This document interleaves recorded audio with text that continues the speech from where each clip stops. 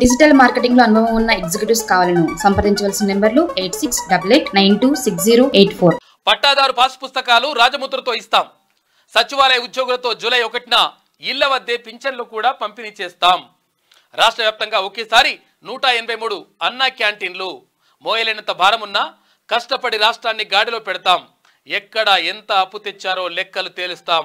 కుప్పం బహిరంగ సభలో ముఖ్యమంత్రి చంద్రబాబు మాట్లాడారు. రాబోయే రోజుల్లో రాష్ట్రానికి అన్ని మంచి శకునాలేనని ముఖ్యమంత్రి చంద్రబాబు ధీమా వ్యక్తం చేశారు.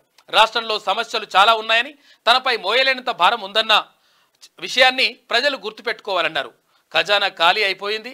జగన్ ప్రభుత్వం విపరీతంగా అప్పులు చేసింది. డబ్బులు లేవు కదా, మీరెలా అభివృద్ధి చేస్తారని కొందరు అంటున్నారు.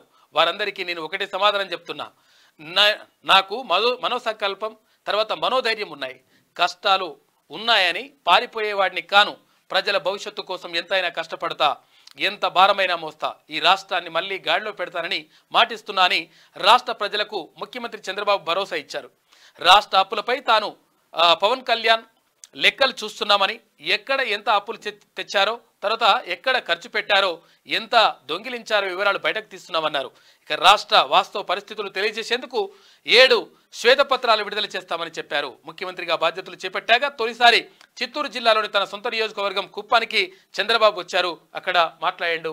ఈ కుప్పం నాకు అన్ని ఇచ్చింది, 100% ఈ కుప్పం కోసం, కుప్పం నియోజకవర్గం కోసం 100% పాటు పడతానేటువంటి మాటను కూడా చంద్రబాబు చెప్పారు. ఇక పట్టా పాస్ పుస్తకాలు అయితే గతంలో పట్టా పాస్ పుస్తకాలన్నింటినీ కూడా జగన్మోహన్ రెడ్డి ఫోటోతో ఇచ్చిండ్రు. ఏది భూములకు సంబంధించినటువంటి పట్టా పాస్ పుస్తకాలు.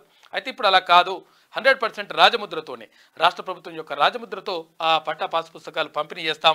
ల్యాండ్ టైటిల్ యాక్ట్ని రద్దు చేస్తామనేటువంటి మాటను చంద్రబాబు చెప్పారు. డిజిటల్ మార్కెటింగ్ లో అనుభవం ఉన్న ఎగ్జిక్యూటివ్స్ కావాలను సంప్రదించవలసిన నెంబర్లు 8688926084.